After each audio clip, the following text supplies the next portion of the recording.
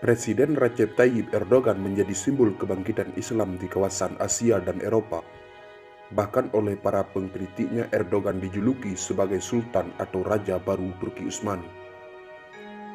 Erdogan dan Turki memainkan politik aktif di kawasan Timur Tengah, Eropa, dan Asia. Ribuan tentara Turki hadir di sejumlah negara, dari Irak, Libya, hingga Suriah, dan pernah ke Sudan. Bagi sejumlah pemimpin negara-negara Arab, Erdogan digambarkan arogan, haus kuasa, dan ekspansionis. Erdogan dipersepsikan sebagai sosok yang ingin membangkitkan kekhalifahan yang sudah punah. Kontroversi terkini Erdogan terkait dengan rencananya mengubah Hagia Sophia dari museum menjadi masjid, sebuah rencana yang mendapat kritik pedas banyak pihak, meski didukung banyak kelompok juga. Terlepas dari segala konflik, kiprah, dan kontroversinya, ada 3 fakta menarik tentang Erdogan. Yuk simak.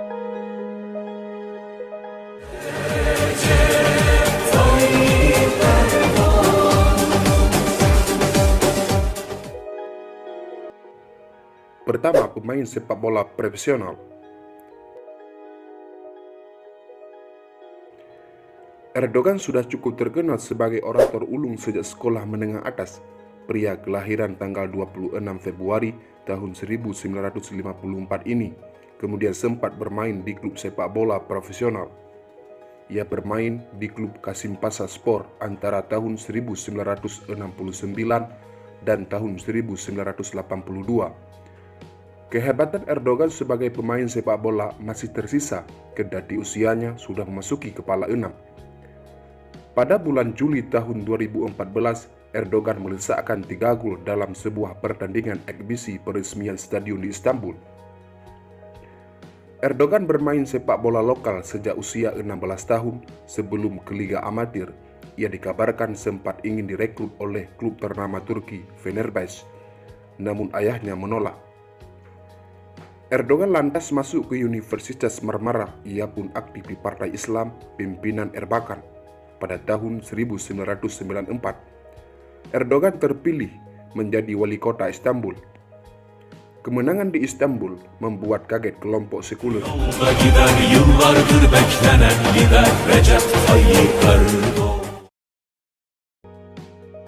Erdogan di penjara.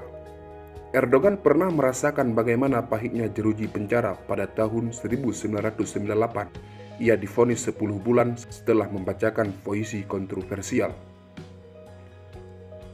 Puisi itu membandingkan masjid dengan barak, menara, dan dengan bayonet serta keimanan dengan tentara. Vonis itu membuat ia mundur dari jabatannya sebagai wali kota. Hurriyet Daily melaporkan rombongan 2.000 kendaraan mengantarkannya ke penjara Hakan, Aslaneli, Istanbul. Banyaknya jumlah rombongan membuat jalan Fatih ditutup. Jelang masuk penjara, Erdogan berkumpul dengan anggota partai politiknya di penjara. Ia dipisah dengan tahanan lainnya. Setelah menjalani masa hukuman, Erdogan dibebaskan pada tahun 1999. Ia lantas memasuki dunia politik. Ketika Partai Islam Erbakan dilarang pada tahun 2001, ia kemudian berkontribusi dalam membentuk Partai Keadilan dan Pembangunan (AKP). Partainya memenangkan pemilihan pada tahun 2002. Namun Erdogan dilarang untuk masuk ke parlemen karena pernah dipenjara. Sampai pada akhirnya AKP berhasil mengamandemen konstitusi dan ia pun bisa terlibat dalam parlemen. Pemimpin bersejarah Turki. Keberhasilannya dalam membangun Istanbul mendapat pujian dari banyak kalangan.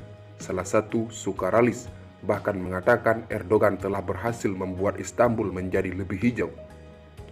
Pengalaman di pemerintahan lokal membuat Erdogan beranjak ke nasional.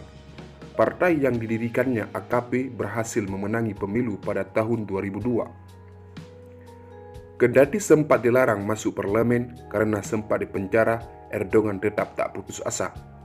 Amandemen konstitusi pada tahun 2002 membuatnya bisa masuk ke pemerintahan. Pada tanggal 9 Maret tahun 2003, ia berhasil memenangkan pemilihan. Dan beberapa hari kemudian Presiden Ahmed Necdet Sajer memintanya untuk membentuk pemerintahan.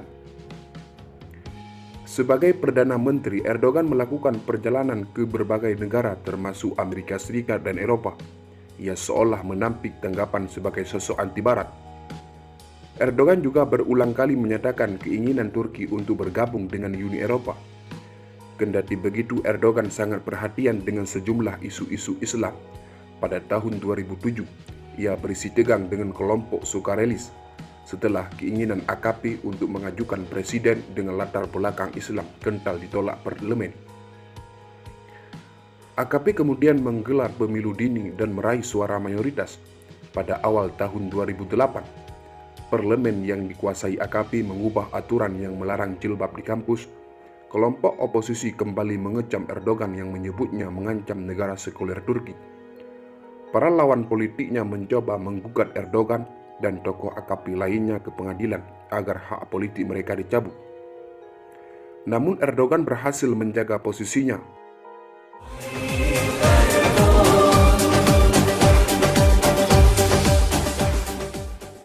Pada Juni tahun 2011, Erdogan terpilih untuk ketiga kalinya. AKP kembali berhasil meraih suara mayoritas, namun gagal memperoleh 2/3 suara parlemen untuk mengamandemen konstitusi.